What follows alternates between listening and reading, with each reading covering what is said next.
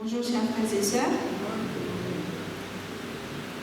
Nous avons cette semaine examiné certains des principes qui sous-tendent la manière dont nous pouvons enseigner l'art, les arts et les sciences, avec une perspective et une vision chrétienne du monde.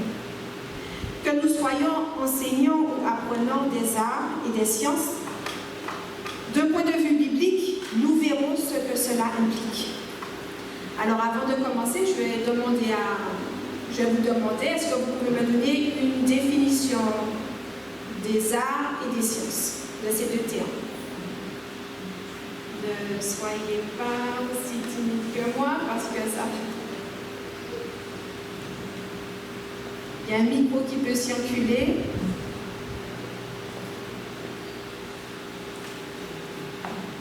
Nathalie.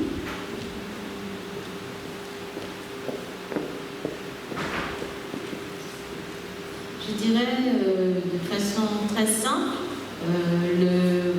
la façon dont on peut voir l'art, l'art, c'est la manipulation, c'est l'aboutissement de se rapprocher de la perfection par la pratique au fur et à mesure et la pratique régulière. On aboutit à un art, quelque chose qui est en plus souvent quelque chose qui est bien. Quand on parle d'art, on se rapproche de la perfection. Et donc il y a deux notions qui viennent là-dedans, c'est l'expérience, l'entraînement pour aboutir à quelque chose de bien. Et la science, c'est l'étude c'est tout ce qui va chercher à étudier et expliquer et justifier à travers les études.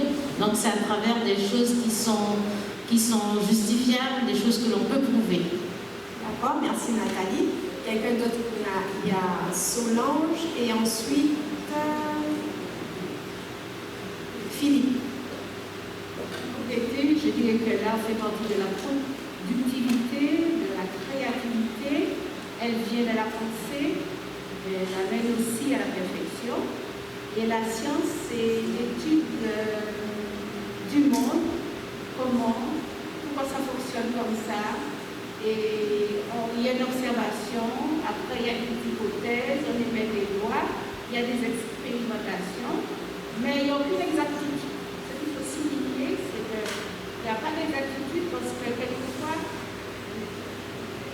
il y a des erreurs. Et quelquefois, ils sont toujours en train d'améliorer. Et quand ils sont arrivés devant un mur, alors à ce moment-là, ils parlent de concept d'intelligence, intelligence supérieure, voilà, et ils disent que ça vient d'une intelligence supérieure, mais ils ne disent pas que ça vient de Dieu. Merci Solange. On termine avec Philippe.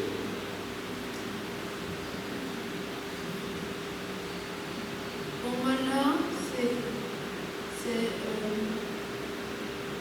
avoir le don de faire des choses qui sont très belles. D'accord, merci. Et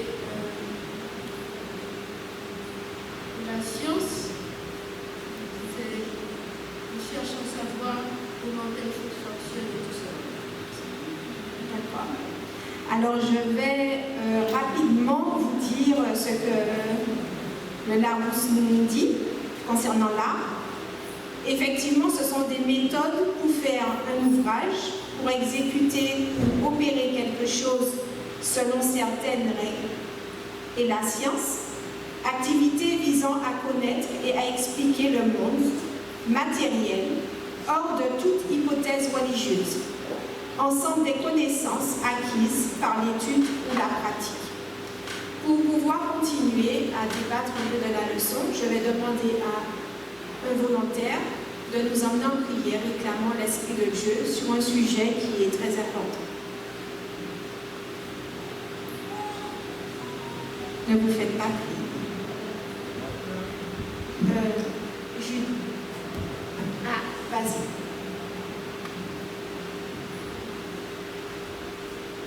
Notre Dieu, notre Père Céleste, nous invoquons ton nom et nous te prions de nous accorder ton Saint-Esprit, celui que tu as désigné par Jésus-Christ afin de nous conduire dans toute la vérité et de nous rappeler ces choses que Jésus-Christ lui-même nous a enseignées dans sa parole, par ses apôtres, ses saints prophètes et dans les livres de Moïse. Que ton nom soit exalté et que chacun de nous s'utilise sous ta puissante main. Et que prions au nom de Jésus et toute ta gloire. Amen. Amen. Quand on lit la parole de Dieu, bien que la Bible ne soit pas un livre de science, dès la Genèse et aussi dans le psaume 139, les chapitres 38 à 42 de Job, on a une description exacte de la création des cieux et de la terre et de ceux qui s'y trouvent. L'Éternel nous sonde et nous connaît individuellement. Bien que la connaissance s'est accrue, on n'a jamais découvert d'appareil ou de théorie démontrant comment on peut savoir les mots qu'une personne peut prononcer avant même qu'elle ouvre la bouche. David dit à Dieu, « Une science aussi merveilleuse est au-dessus de ma portée. Elle est trop élevée pour que je puisse la saisir. Aucun microscope pour voir ce que dit ensuite David. Mon corps n'était point caché devant toi lorsque j'ai été fait dans un lieu secret, tissé dans les profondeurs de la terre. Quand je n'étais qu'une masse informe, tes yeux me voyaient. » Dans Ézéchiel 37, les versets 3 à 6, on a encore une description de l'œuvre de l'Éternel. Quand on voit que les ossements reprennent vie, il y a eu les nerfs, ensuite la chair, puis la peau, et pour terminer, l'esprit. Le verset à réciter nous dit que les cieux, on peut dire ensemble, et l'étendue, oui. Pourtant, dans son discours avec Job, Dieu lui pose cette question. Qui est celui qui obscurcit mes desseins par des discours sans intelligence? Où étais-tu quand je fondais la terre? Dieu continue à aborder toute son œuvre, la terre, l'homme, les animaux. On cite même les exemples comme l'hippopotame, le crocodile, le corbeau. Dans les éprouvettes des laboratoires, a-t-on déjà trouvé la bonne combinaison ou le bon procédé de l'eau changée en vin? Quand on regarde encore aujourd'hui la beauté de certains paysages, le mélange de couleurs, a-t-on pour autant trouvé le bon mélange du passage de la couleur cramoisie à blanc comme la neige? Je fais référence à Ésaïe 1, verset 18. La parole de Dieu renferme aussi de beaux tableaux et aussi des tristes, comme exposés dans les musées. Dans le psaume 19, David, en tant que berger, fait mention de certains tableaux, et Jésus, en voyant la ville de Jérusalem, le tableau qu'il a vu a suscité en lui la tristesse. D'ailleurs, il pleura. La musique, on la trouve dans presque tous les livres de la Bible. Je prendrai l'exemple de David jouant de la harpe pour le bien-être de Saül. J'aimerais partager aujourd'hui avec vous deux textes. Le premier se trouve dans Exode 35, les versets 30 à 35, que Kélia va lire. Et le deuxième dans Romains 1, les versets 18 à 21, et ce sera Arlette qui va lire. Moïse dit aux enfants d'Israël, « Sachez que l'Éternel a choisi Beth-Salel, fils d'Uri, fils de Hur, de la tribu de Juda. Il l'a rempli de l'Esprit de Dieu, de sagesse, d'intelligence et de savoir en toutes sortes d'ouvrages. Il l'a rendu capable de faire des inventions, de travailler l'or, l'argent et l'ivoire, de graver les pierres en échancé, de travailler le bois et d'exécuter toutes sortes d'ouvrages d'art. Il lui a accordé aussi le don d'enseigner, de même qu'à Oliobab, fils de Ahisamak, de la tribu de Dan. Il les a remplis d'intelligence pour exécuter tous les ouvrages de sculpture et d'art, pour border et tisser les étoffes teintes en bleu et en pourpre, en cramoisi et le fin lin, pour faire toute espèce de travaux et d'inventions. On va lire maintenant Romains 1, versets 18 à 21. La colère de Dieu se révèle du ciel contre toute impiété et toute injustice. Toute injustice des hommes qui retiennent injustement la vérité captive. Car ce qu'on peut connaître de Dieu est manifeste pour eux, Dieu le leur ayant fait connaître. En effet, les perfections invisibles de Dieu, sa puissance éternelle et sa divinité se voient comme à l'œil depuis la création du monde. Quand elle les considère dans ses ouvrages, ils sont donc inexcusables, puisque, ayant connu Dieu, ils ne l'ont point glorifié comme Dieu et ne lui ont point rendu grâce, mais ils se sont égarés dans leurs pensées et leur cœur sans intelligence a été plongé dans les ténèbres. Amen. Quand on lit ces deux textes, j'aimerais vous poser comme question, qu'est-ce qui nous indique sur l'œuvre de Dieu en tant que créateur? Et la deuxième question, est-ce que l'art et la science sont-ils mauvais en soi?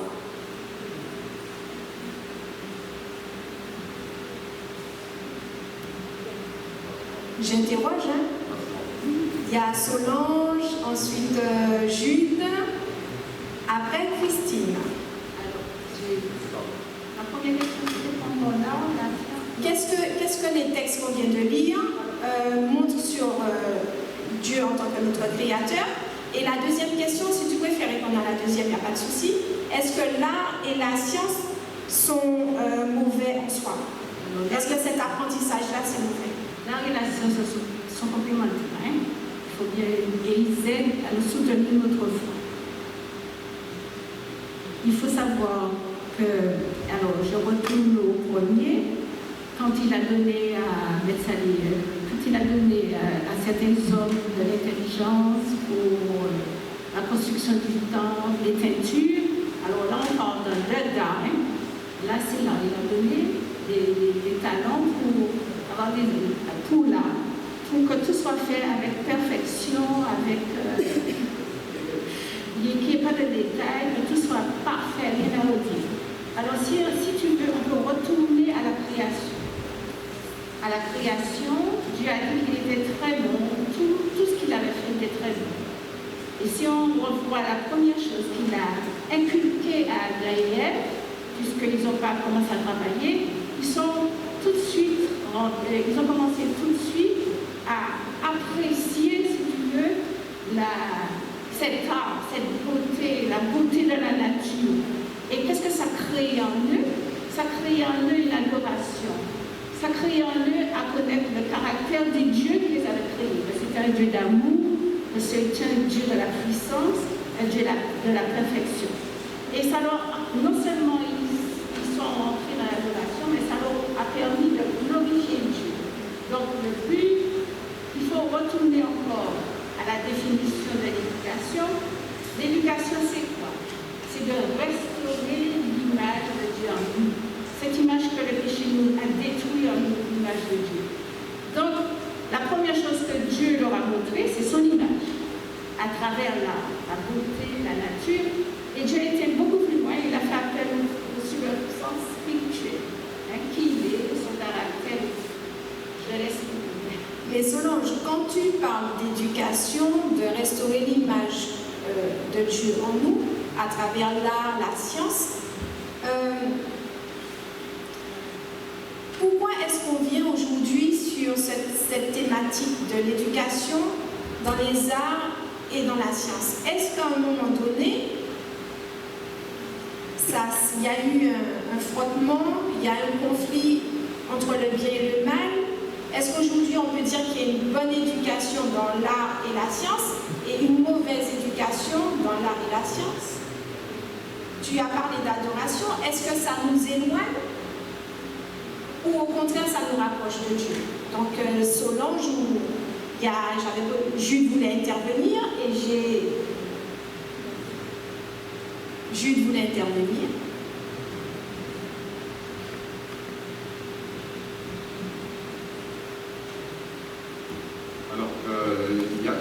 Alors, pour compléter ce que Solange a dit à propos de l'image de Dieu, l'homme a été créé à l'image de Dieu. D'accord? Dans le sens où l'homme devait agir sur terre en tant que chef de la création, comme Dieu avait fait.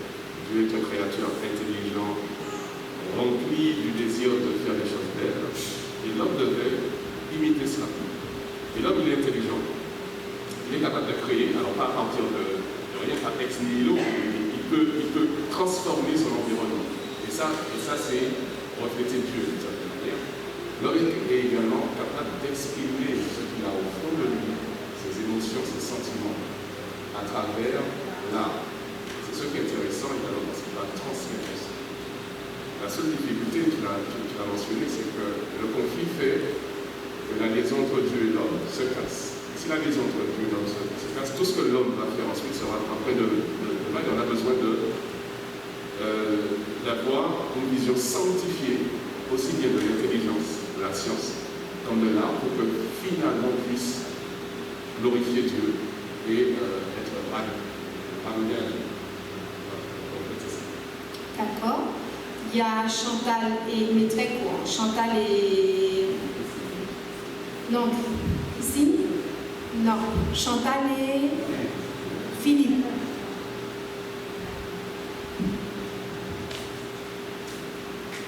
Alors,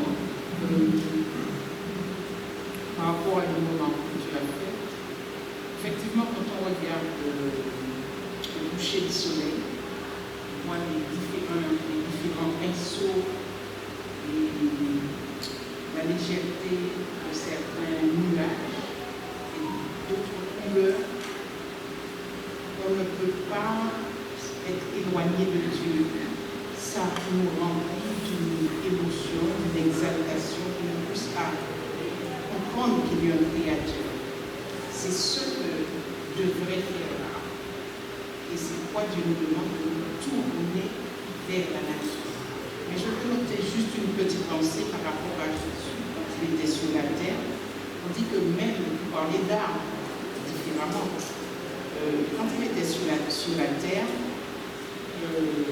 même dans le maniement des outils, il était parfait. Oui, c'est vrai ce que tu dis. Il n'a pas été exempt d'éducation comme vous et moi nous l'avons. L'enseignement. Philippe? Alors, Satan a fait le mal, le mal dans le monde.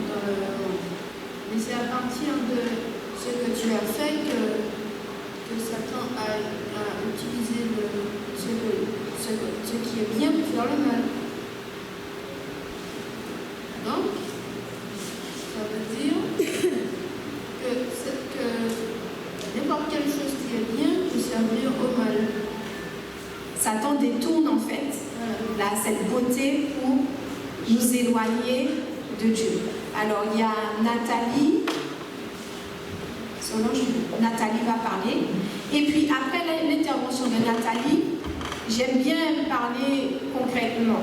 Donc il y aura l'intervention de Jude et d'Eliezer qui vont nous donner leur expérience en tant qu'apprenants de l'art et de la science et enseignants de l'art et de la science. Donc on écoute Nathalie et après on aura tout de suite l'intervention de Jude et d'Eliezer. Alors en fait, ce que je voudrais dire, c'est que quand on regarde un tout petit, un bébé qui naît, on se rend bien compte que quand il évolue, et quand je parle d'évolution, ce sont des évolutions intellectuelles, motrices, c'est-à-dire ses doigts, ses mains, la façon dont il va marcher, il va toujours évoluer en fonction de l'interaction qu'il aura avec son environnement. Et donc tout l'art, tout individu est inspiré par l'environnement. Ça peut être la nature, ça peut être l'amour, ça peut être les émotions. En tout cas, il va toujours être inspiré par ce qu'il aura autour de lui. qu'il a autour de lui, c'est la création. Et c'est Dieu qui l'a mise plutôt à disposition de l'homme. Donc moi, ce que je veux dire, en essayant de faire le lien avec les versets et les choses réelles que l'on vit tous, c'est que l'art, que ce soit l'art ou la science, on est toujours dépendant de ce que Dieu a mis à disposition de l'homme. Tout ce qu'on peut faire, nous, c'est le pratiquer au mieux, l'expérimenter au mieux pour arriver, pour tenter de se rapprocher de la perfection de ce que Dieu a mis à la disposition de l'homme, qui est la perfection. D'accord.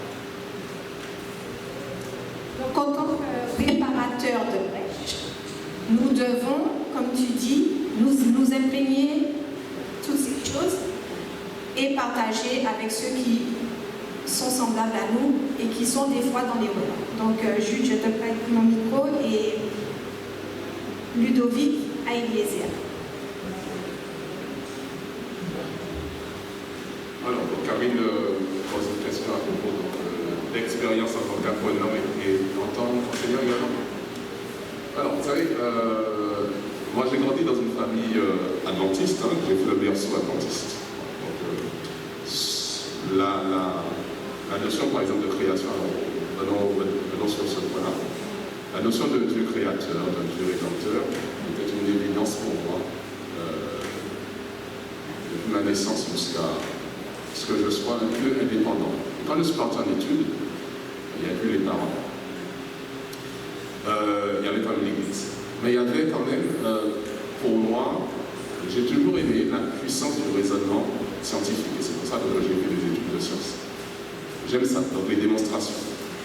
Et au fur et à mesure de mon cursus, à un certain moment, je me suis aperçu que je commençais intérieurement à remettre en cause ces notions que mes parents m'avaient inculquées, que l'Église m'avait inculquées étant jeune, donc ce Dieu tout-puissant, créateur et rédempteur. Il a fallu que finalement, j'aimais toujours la Bible aussi, hein. C'est un conflit un peu intérieur. Il a fallu que je commence à étudier le livre de Daniel à un certain moment, je devais avoir 21 ans. Je l'ai étudié.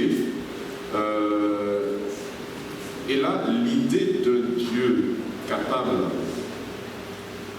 de révéler l'avenir de telle manière que les humains puissent le constater après coup, ça a fait tilt à mon esprit. Et je me suis dit, mais finalement, Dieu, oui, il est vrai. Parce que ça n'aurait pas été possible, ça. Donc, l'étude de la Bible, l'étude des prophéties, notamment, m'ont aidé et m'ont permis de résoudre mon conflit intérieur. Bien. Bon, après, il y a eu d'autres étapes pour résoudre ce conflit-là.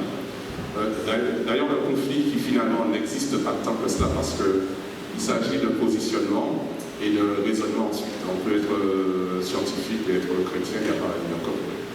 Alors, avec mes élèves, j'enseigne la science. Alors, enseigner la science en soi n'est pas un problème, tant qu'on n'aborde pas certains points où on demande d'intégrer des notions évolutionnistes, donc des points qui tendent à renier Dieu. Bon. J'arrive à contourner, j'arrive à l'enseigner comme étant des points de vue.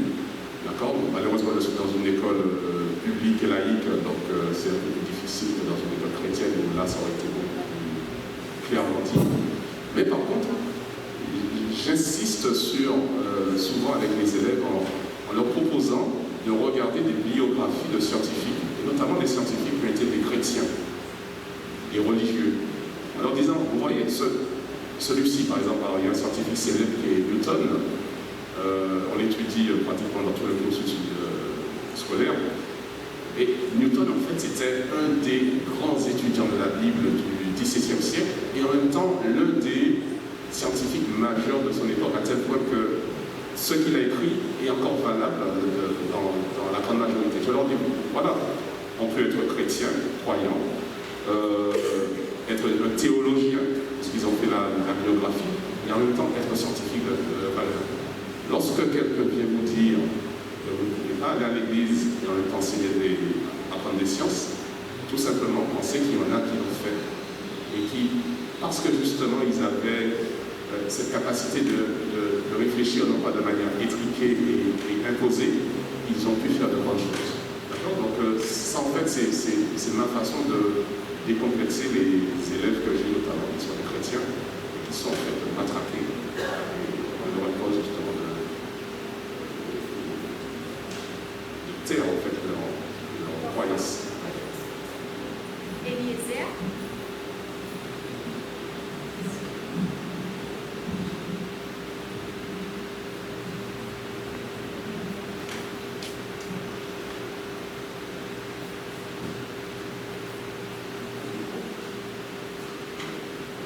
Oui, moi, en tant qu'apprenant, je vais faire court. Alors, apprenant de musicologie, parce que j'enseigne la musique, c'est parfois déstabilisant. On demande par exemple d'étudier des œuvres. Quand vous les étudiez, vous sentez que vraiment Dieu a doté d'un génie certains musiciens.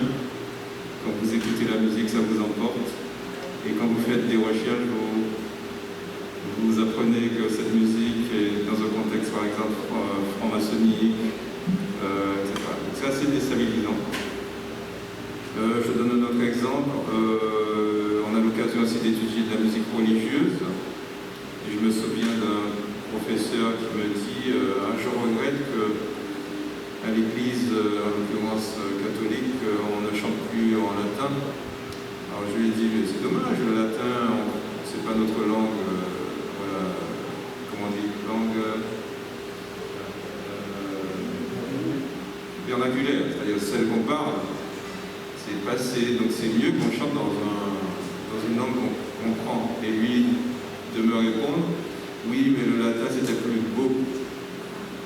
Donc même la musique religieuse étudiée est prise sur l'angle de l'art et pas sur la signification de sa portée, etc. Donc c'est ce qu'on ressent, etc. Donc ça c'est déstabilisant. Quant à ma pratique enseignant, j'ai choisi donc d'enseigner, donc c'est un peu plus facile que celui qui est un professionnel et qui doit jouer de son art, par exemple. Donc j'ai le choix des sujets, je choisis ceux qui m'intéressent, etc. Donc et ce qui me va bien. Donc c'est un peu plus facile. Donc j'ai fait le choix de ne pas m'exprimer, de chanter par exemple dans des lieux, de ne pas mener de carrière par rapport à la musique, par exemple. Donc je sais que c'est plus risqué, comme Emmanuel a expliqué il y a quelques heures. Je vous remercie. Alors en fait, si je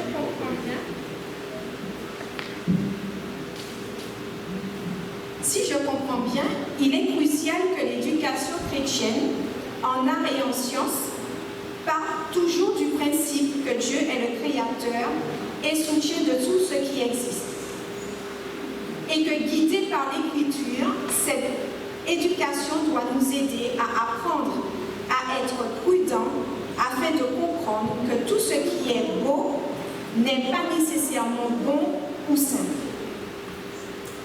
Nous avons la possibilité de compter sur l'aide du Saint-Esprit qui pourra nous convaincre dans tout, en ce qui concerne le péché, la justice et le jugement. Pour conclure, je dirais que la révélation, on trouve ça dans Psaume 119, verset 130, la révélation de tes paroles est claire, elle donne de l'intelligence aux simples. Les mêmes conseils qui ont été donnés à Timothée, je peux vous les donner à vous aussi jeunes. Ça se trouve dans 1 Timothée 6, les versets 20 à 21. Ô Timothée, garde le dépôt en évitant les discours vains et profanes et les disputes de la fausse science, dont font profession quelques-uns qui se sont ainsi détournés de la foi. Que la grâce soit avec vous. N'ayez crainte, jeunes, parce qu'à l'exemple des jeunes Hébreux, des 4 jeunes Hébreux, ils ont été fidèles fidèles à Dieu, malgré un nouvel apprentissage quand ils étaient dans Babylone. Dans Daniel 1, verset 17, on peut lire que Dieu accorda à ces 4 jeunes gens de la science, de l'intelligence, dans toutes les lettres et de la sagesse. L'éducation qu'ils ont reçue et acceptée était bâtie sur le roc et rien n'est venu l'ébranler. L'éducation à la maison et à l'église sont donc importants. Dans le livre des Proverbes, on peut lire « Moi la sagesse, j'ai pour demeure le discernement et je possède la science de la réflexion. » À vous, chers frères et sœurs, j'aimerais dire aujourd'hui, ne vous conformez pas au siècle présent, mais soyez transformés par le renouvellement de l'intelligence afin que vous discerniez quelle est la volonté de Dieu, ce qui est bon, agréable et parfait. Au reste, frères, que tout ce qui est vrai, tout ce qui est honorable, tout ce qui est juste, tout ce qui est pur, tout ce qui est aimable, tout ce qui mérite l'approbation, ce qui est vertueux et digne de louange, soit l'objet de vos pensées. Et la paix de Dieu qui surpasse toute intelligence gardera vos cœurs et vos pensées en Jésus-Christ. Que nous soyons plus des enfants flottants et emportés à tout vent de doctrine. Appliquons-nous d'autant plus à affermir notre vocation et notre élection, car en faisant cela, nous ne broncherons jamais. Que Dieu vous bénisse et vous garde, et je vous souhaite un bon sabbat.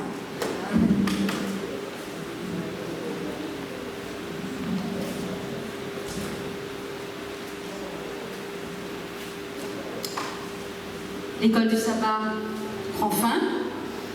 Je vous remercie pour votre participation ainsi que Karine pour avoir animé la leçon. Nous vous souhaitons donc une bonne semaine d'études et nous vous donnons rendez-vous à sabbat prochain pour une nouvelle leçon ayant pour titre Le chrétien et le travail. Voilà, nous allons nous séparer pour laisser la place au culte en chantant les paroles au numéro 24.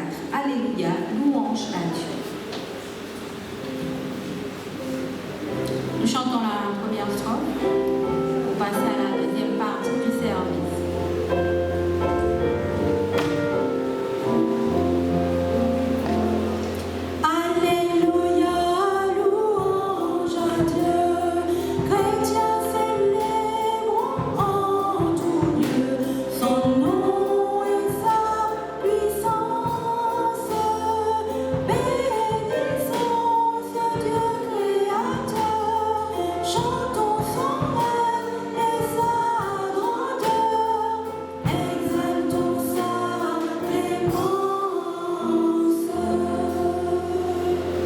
Maintenant, je vous invite à retenir debout et nous allons accueillir les officiers qui vont tenir la seconde partie.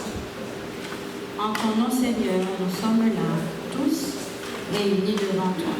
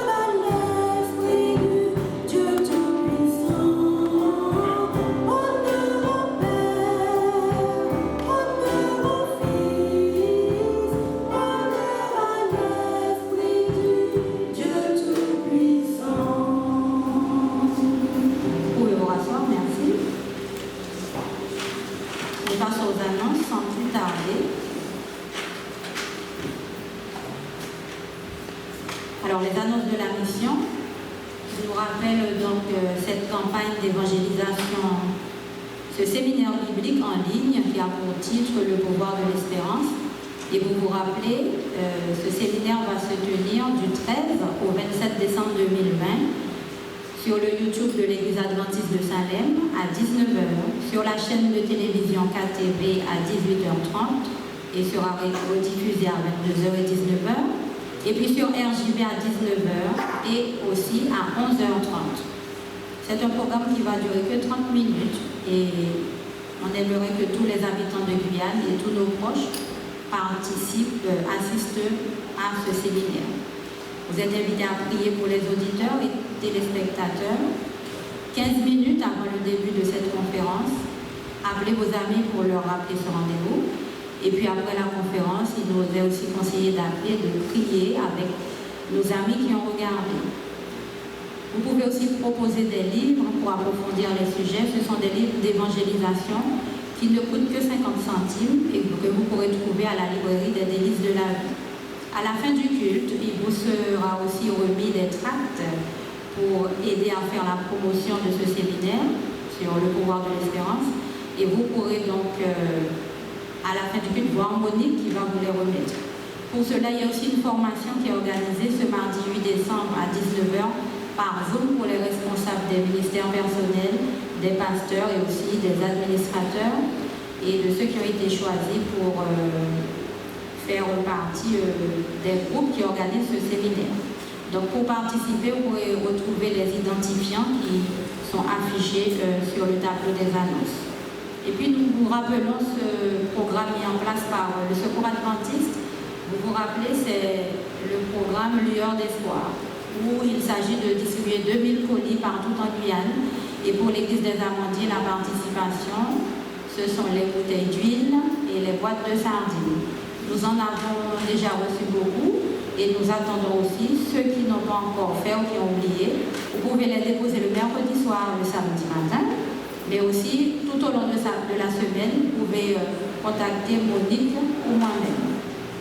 Et puis, une annonce importante qui nous vient de notre Église, les cours bibliques reprennent en présentiel, donc cet après-midi, de 16h30 à 17h, et ce tous les samedis après-midi. 16h30, 17h30, 1h, d'accord? Vous pouvez d'ores et déjà emmener vos amis que vous avez prévu d'inviter pour le séminaire. Donc cet après-midi de 16h30 à 17h30, 1h, ici, nous vous attendons. Voilà, ce sera tout pour les annonces.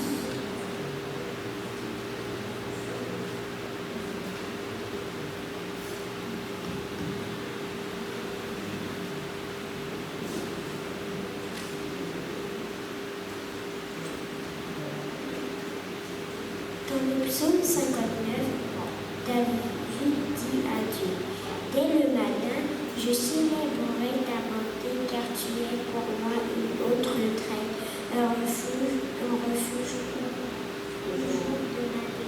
Alors c'est David qui dit que Seigneur, tu es pour moi une autre retraite, un refuge au jour de la détresse. Nous vous invitons, Ludovic et moi, à vous tenir debout et chantons ensemble Jésus, acclamons son nom. Et toute l'éternité, nous aurons à le louer et à régner avec lui pour toujours.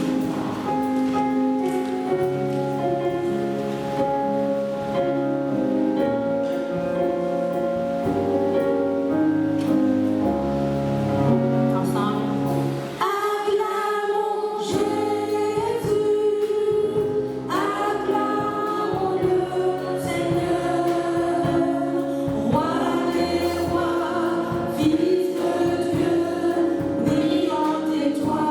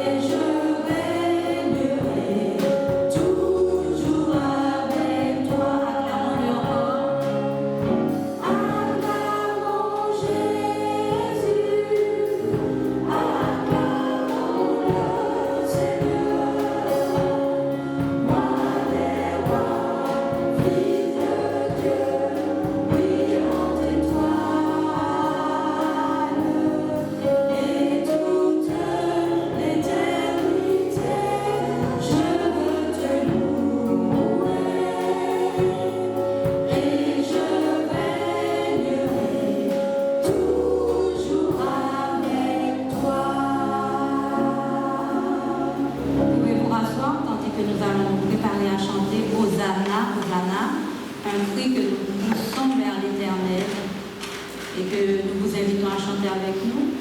Il est le Seigneur glorieux. Et aujourd'hui, nous célébrons son nom d'un cœur reconnaissant.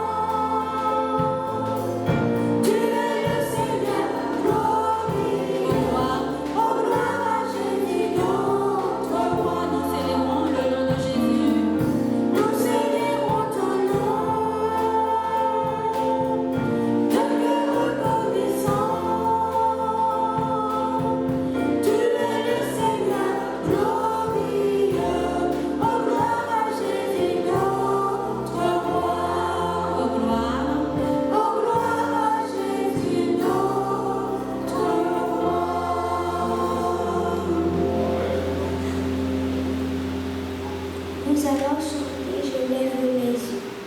Alors, Ludovic, comment tu aimerais que nous chantons ce chant?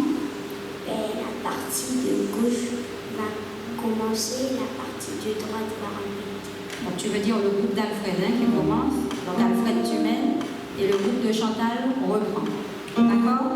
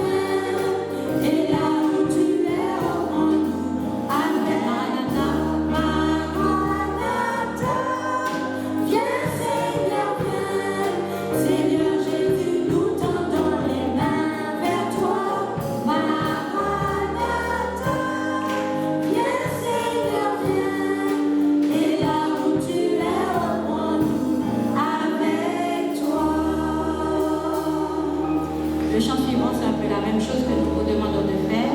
Voici le jour que Dieu a créé.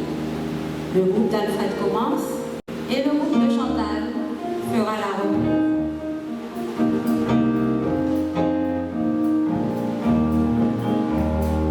Voici le jour, voici le jour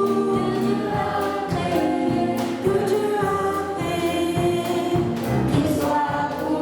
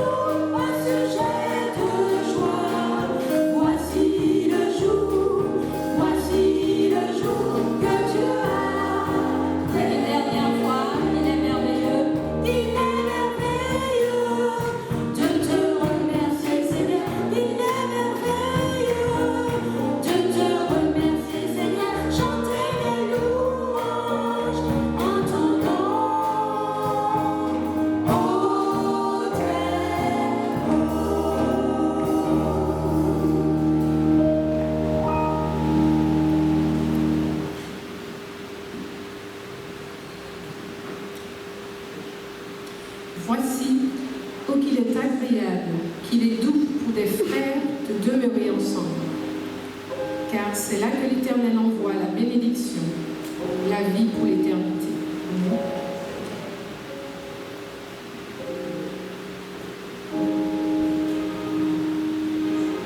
Je vous invite à prendre ce petit refrain, gloire soit au Père et à son Fils, avant de passer à la prière.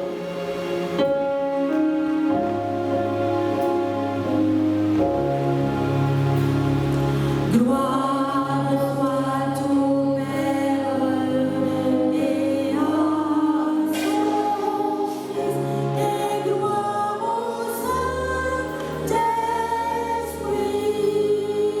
Gloire soit dans tous les siècles, maintenant et pour toujours. Gloire à jamais.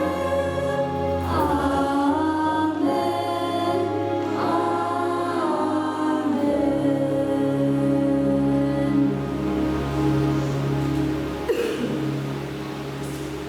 Prosternons-nous pour la prière.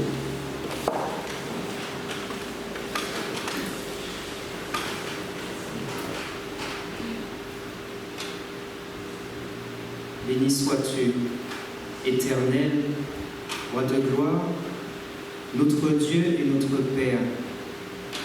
Nous te louons, nous t'adorons. Seigneur, reçois notre adoration, notre louange, nos chants, nos prières que nous faisons monter vers toi en ce moment.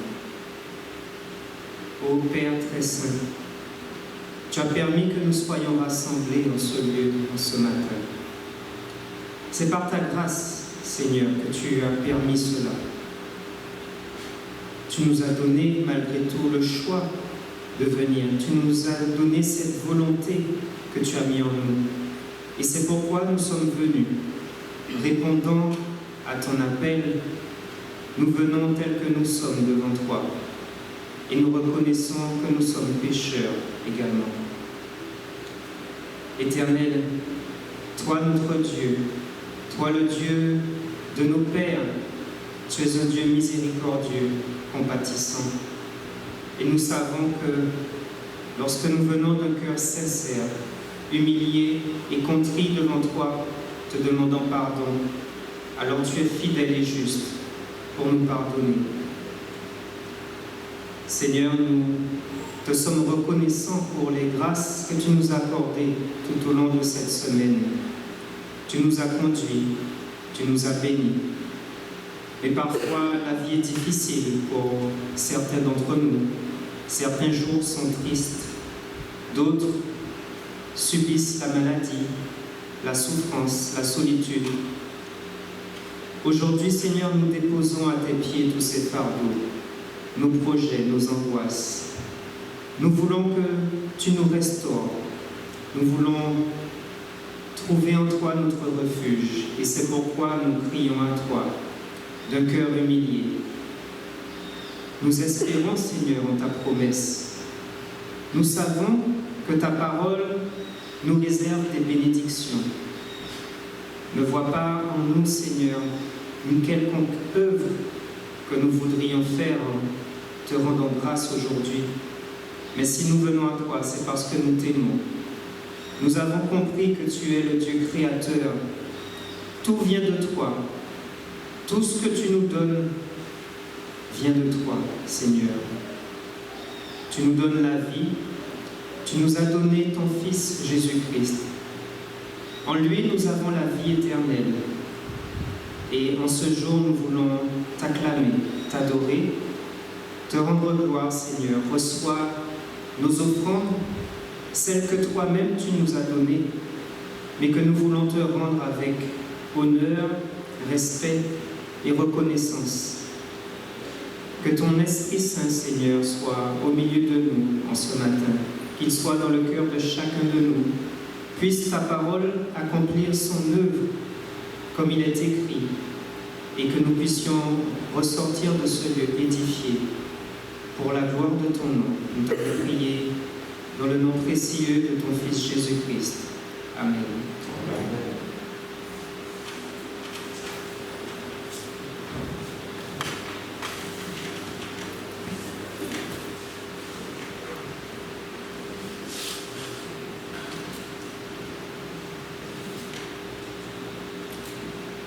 reprises, nous vous avons déjà demandé d'arrêter de distribuer des Bibles et de construire des églises, dit l'officier au père de Paval. Il était également appelé Paval, tout simplement. En Roumanie, à l'époque communiste, ceux qui étaient contre le gouvernement et qui distribuaient des Bibles étaient souvent arrêtés et battus sévèrement. Cette fois, au lieu de battre Paval, les officiers l'ont une fois de plus averti et étrangement l'ont laissé seul dans une pièce pendant toute la nuit. Le lendemain, il a été autorisé à rentrer chez lui, apparemment indemne. Goya sourit et demanda « Vous m'avez laissé seul dans une pièce ?» Mais les officiers secouèrent la tête et dirent « Vous ne comprenez pas, hein, n'est-ce pas ?» Quelques jours plus tard, Goya eut une terrible diarrhée. Il commença à perdre ses cheveux, puis ses ongles. Le médecin lui dit qu'il souffrait d'une leucémie causée par une forte irradiation. « Si je vis, dit-il, si je vis pour Jésus.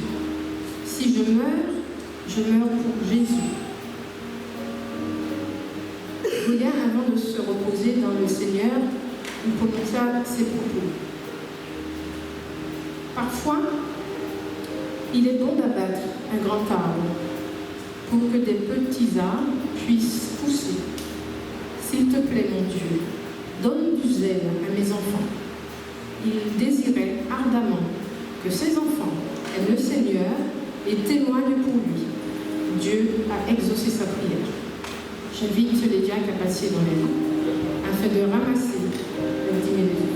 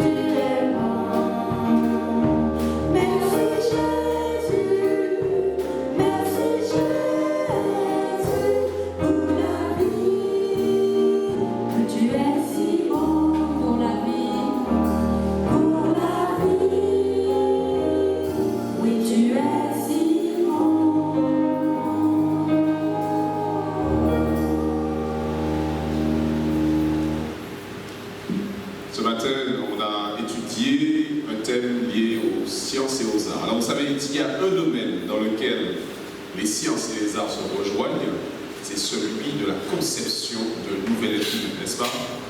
Le corps humain, c'est quelque chose de magnifique. Et c'est un défi pour la science, c'est toujours un objet d'étude. Mais c'est également une œuvre d'art tellement magnifique. Vous savez, la Bible déclare que les enfants sont un trésor pour les parents, que Dieu donne aux parents. Donc chaque fois qu'il y a un enfant qui naît, alors les parents participent à la bénédiction que Dieu avait prononcée sur Adam et Ève. Pour créer, multiplier, remplissez la terre. Alors ce matin, il y a une maman aimante qui a choisi de demander la bénédiction de Dieu pour sa fille. Parce qu'elle croit que sans Dieu, l'éducation qu'elle pourrait lui offrir serait très insuffisante. Alors j'invite, donc, je ne sais pas si alors, ça dépend, vous savez, il faut toujours reposer avec les bébés. J'invite Chimène, si Esther est prête, donc Chimène et Esther à s'approcher, à venir jusqu'ici, à monter sur l'estrade. Vous savez, les petits bébés, c'est eux qui dictent notre rythme. Alors là, elle est en train de me voir sur les points, j'espère que vous ne l'avez pas interrompu. Voilà, donc Chimène et Esther.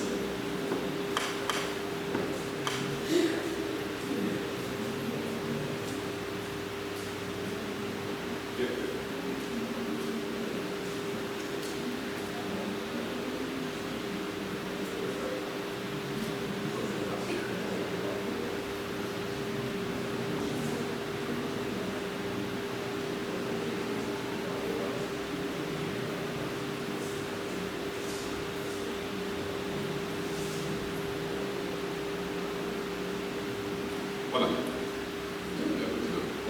Donc c'est Chimène Magnasson. Alors la petite s'appelle Esther Kweni Magnasson. Elle est née le 15 octobre 2020 à 23h30 à Cayenne. Alors c'est une enfant qui est très agréable à vivre. Elle dort très bien pendant la nuit, mais la journée elle est très curieuse et donc elle explore son monde au cours de la journée. Mais au moins elle laisse sa maman dormir pendant la nuit. Vous savez, l'apôtre Paul nous adresse une exhortation dans sa première lettre aux Thessaloniciens.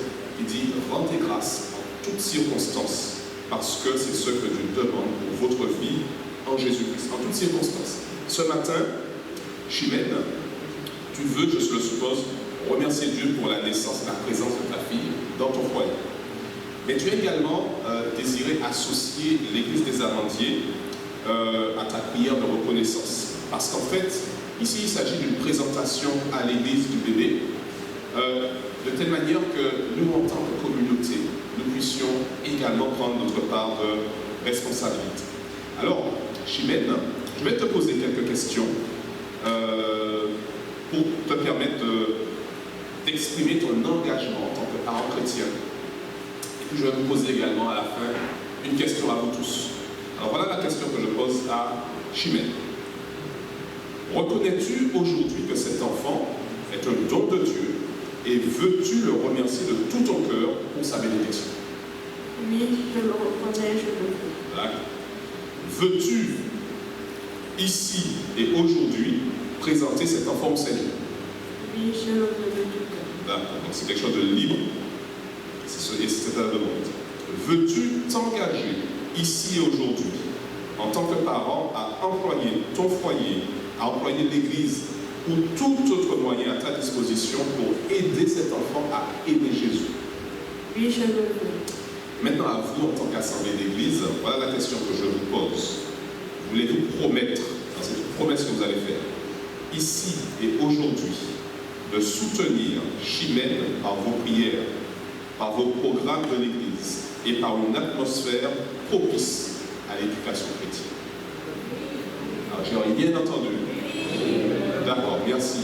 Nous avons la responsabilité en tant que communauté d'Église de rendre l'atmosphère de notre communauté, de rendre ses programmes, de tout faire pour que les enfants également qui grandissent dans ce lieu puissent recevoir la bénédiction de Dieu. Alors nous allons nous mettre à genoux avec Chimène ici. On va prononcer donc la prière de bénédiction.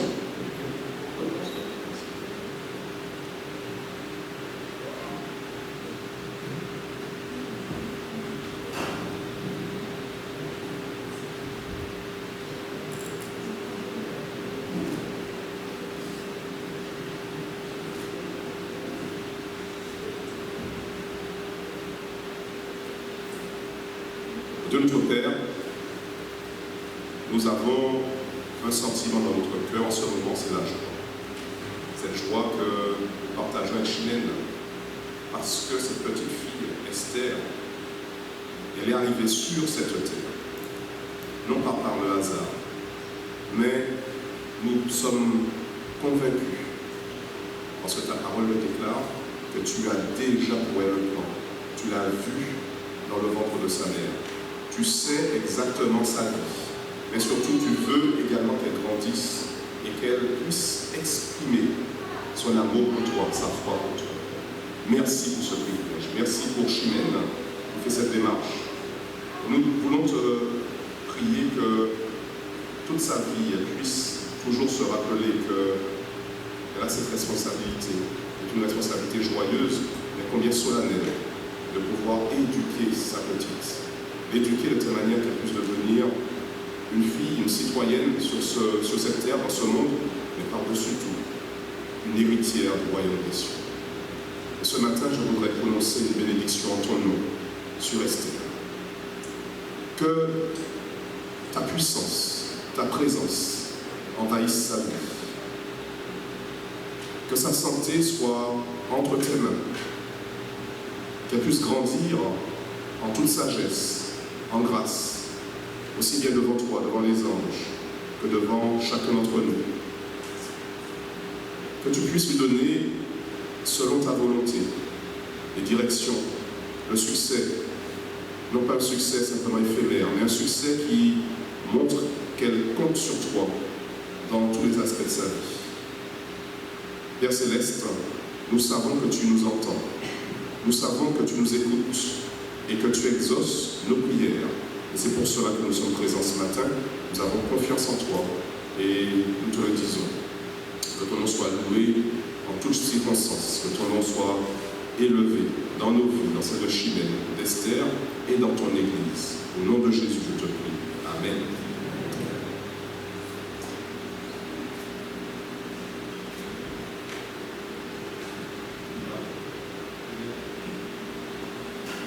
Merci beaucoup.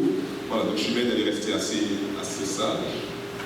Voilà, Esther. Mais Chimène aussi, elle est restée sage. Voilà. Voilà. Donc Esther est assez sage, elle me regarde, vraiment curieuse. Alors, j'aimerais inviter les responsables du ministère des enfants et des adolescents à te remettre un petit cadeau, un petit présent, un petit souvenir de ce jour.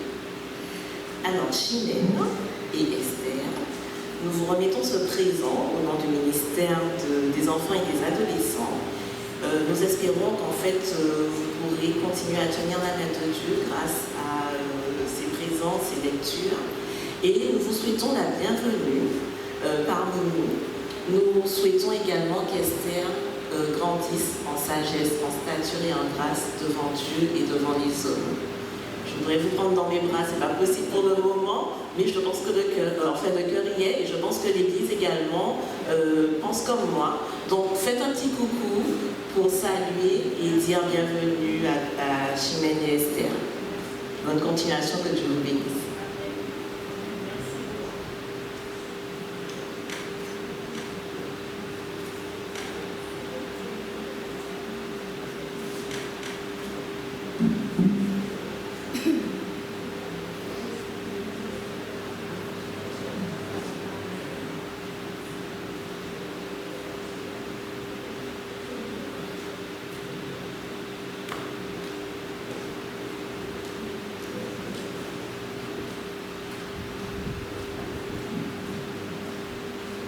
Je vous redis bonjour et je vous souhaite un bon sabbat.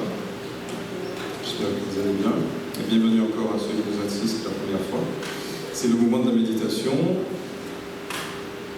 J'ai 9 minutes. On va le faire rapidement. Je vous invite à lire avec moi Marc 8, 14 à 16. Marc 8, 14 à 16. Comment vas-tu ? Marc 8, 14 à 16. Les disciples avaient oublié de prendre des pains. Ils n'en avaient qu'un seul avec eux dans la barque. Jésus leur fit cette recommandation.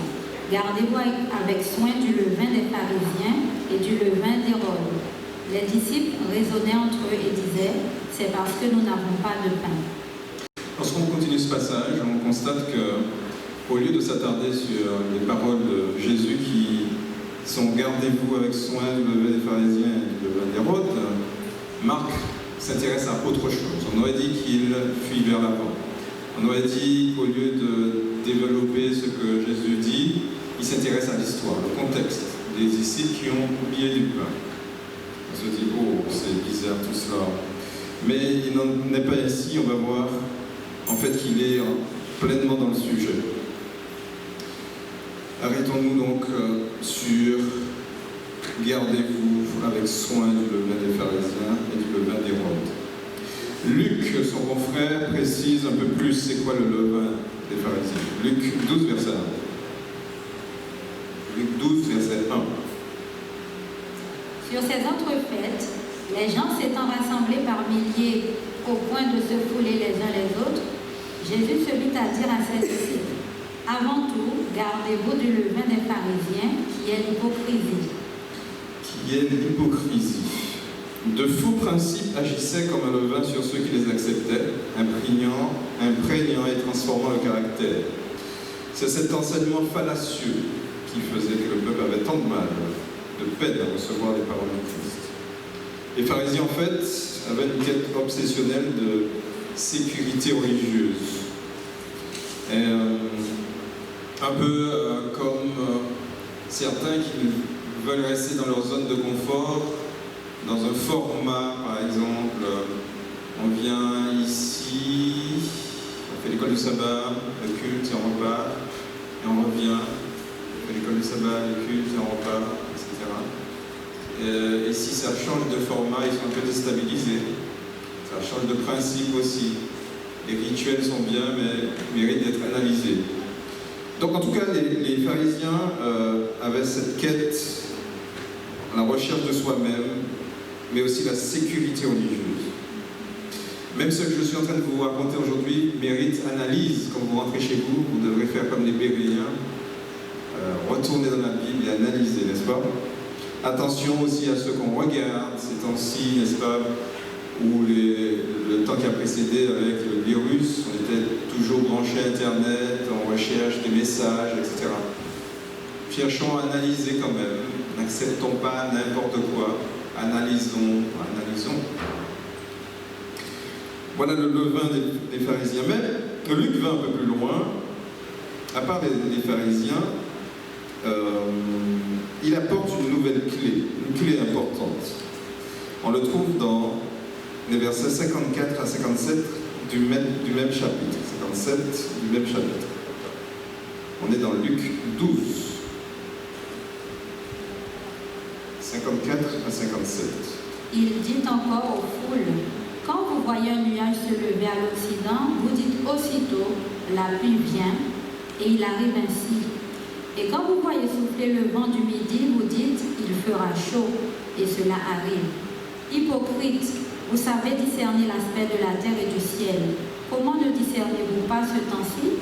Et pourquoi ne discernez-vous pas de vous-même ce qui est juste? » Donc, à part les pharisiens, Jésus s'adresse à ce moment à la foule. Jésus s'adresse à nous. Et Jésus nous traite d'hypocrites. Il est radical.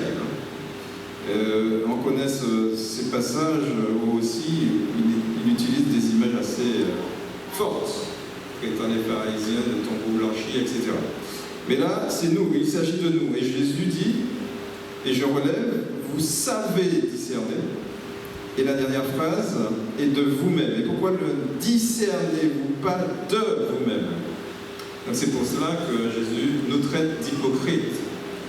Vous êtes, ou nous sommes capables de projeter, de savoir quel temps il fera demain en fonction de notre analyse de la nature.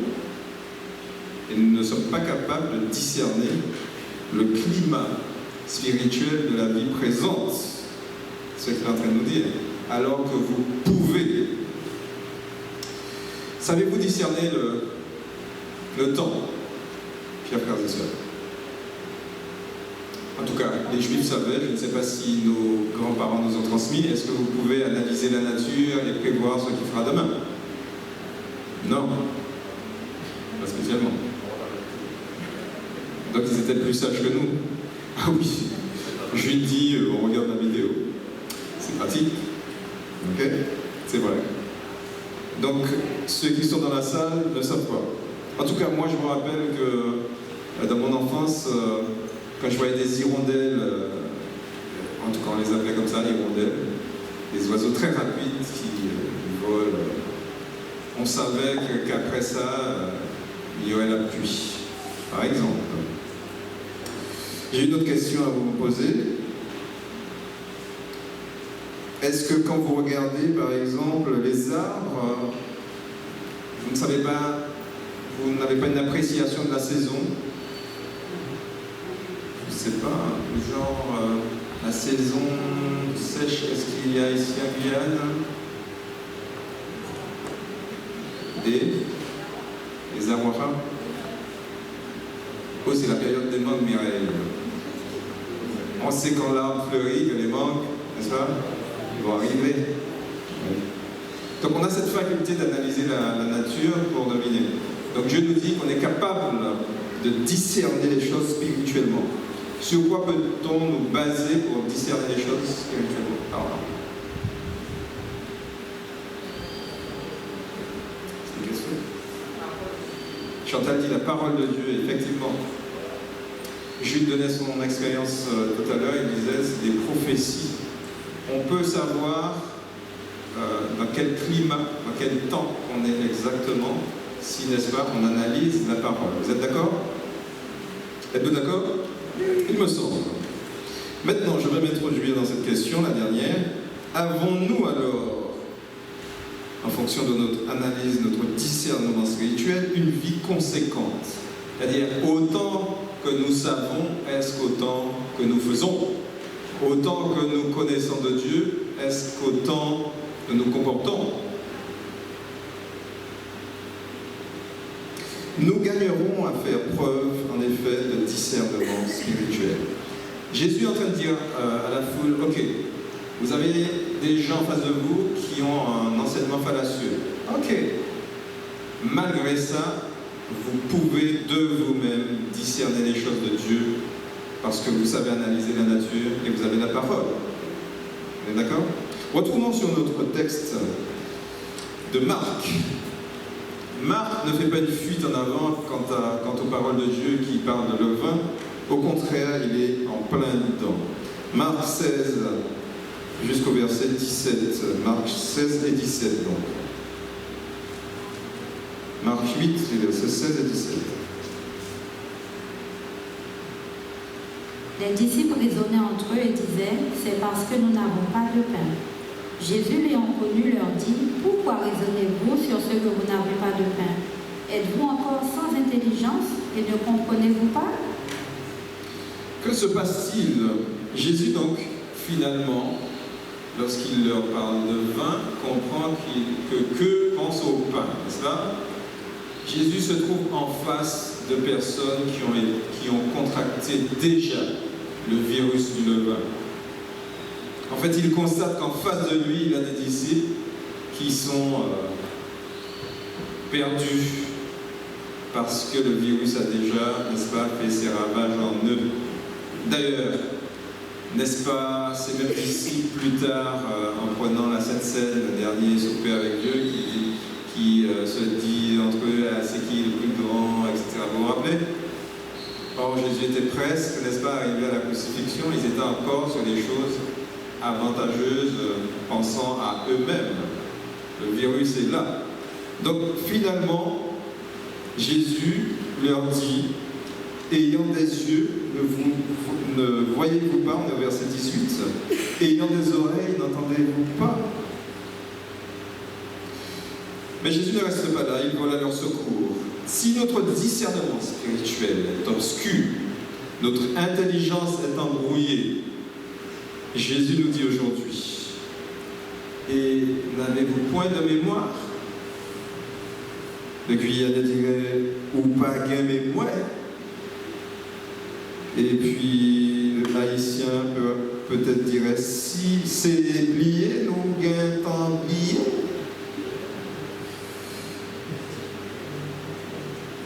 Et il commence à rappeler aux disciples ce qui s'est passé. Quand j'ai rompu les 5 pains pour les 5000 hommes, combien de paniers pleins de morceaux avez-vous emporté? 12 000, répondit-il. Et quand j'ai rompu les 7 pains pour les 4000 hommes, combien de corbeilles pleines de morceaux avez-vous emporté? 7, répondit-il. Et il leur dit, ne comprenez vous pas encore?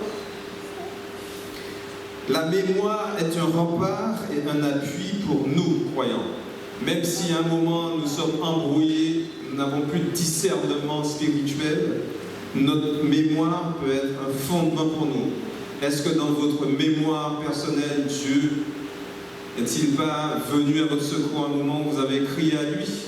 Au moment où vous étiez dans une épreuve, est-ce que Dieu ne vous a pas tendu la main? Je suis sûr que si vous tournez les archives de votre histoire, n'est-ce pas, vous avez des moments où vous dites « Ah, mais si bon Dieu, non ». Donc Dieu nous appelle aujourd'hui et nous dit « Mais c'est pas possible. J'ai pu, à partir de quelques pains, nourrir des milliers d'hommes. Vous vous intéressez à une histoire de pain. Vous avez un pain, on n'est même pas 15. Vous doutez, vous réfléchissez à ça. Mais c'est rien par rapport à ce que j'ai fait. Dieu nous invite à nous baser sur notre vécu avec lui pour mieux être, n'est-ce pas, dans le présent. D'ailleurs, l'histoire de la chrétienté est basée sur la mémoire. Cette histoire de se rencontrer le samedi, n'est-ce pas, n'est pas basée sur un commandement de Dieu.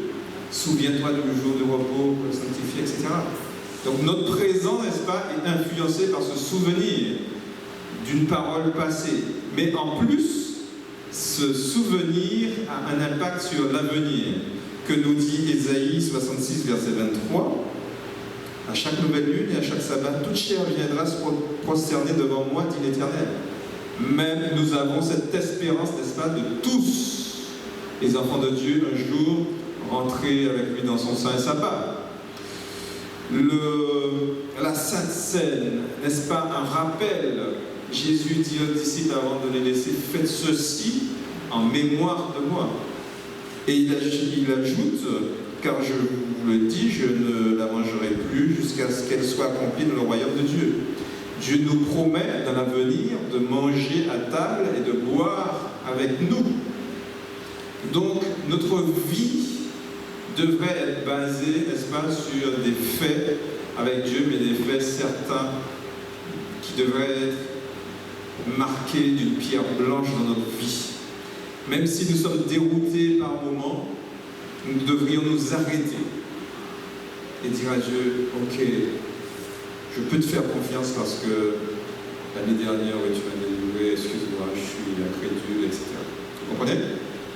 Donc maintenant, je vous demande de vous tenir à genoux et de demander à Dieu de faire remonter en vous tout ce qu'il a fait pour vous durant ces dernières années et de marquer cela comme des événements intéressants pour vous, des événements qui peuvent vous aider sur votre présent et votre avenir. Demandons à Dieu de ne pas oublier ce qu'il a fait pour nous et de nous reposer sur notre expérience avec lui comme une base certaine. Agenouillons-nous et prions, faisons des prières personnelles.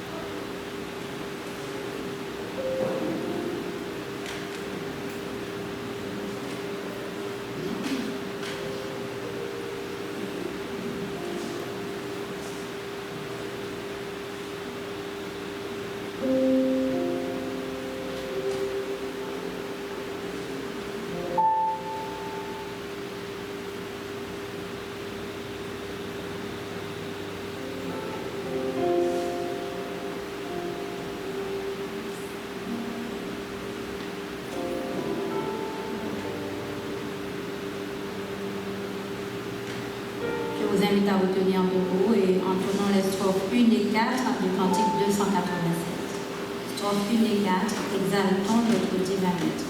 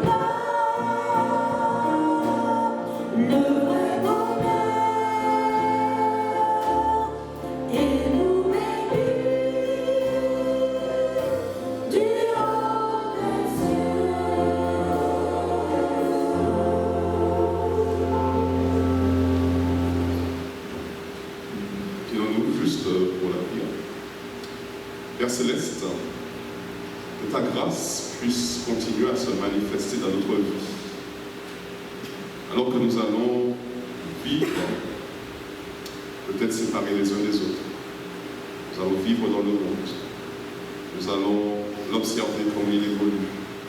Aide-nous à voir en toutes choses la proximité de ta présence dans nos vies, également la proximité de ton retour. Aide-nous aussi à être conscients de cet effort de préparation, de cette volonté de préparation pour t'accueillir. Renvoie-nous, je te prie, avec la grâce, avec la paix, avec ton amour dans nos vies, dans nos cœurs, afin que nous puissions partager également avec les autres ce que tu nous donnes de nous. Je veux te prier au nom de Jésus. Amen.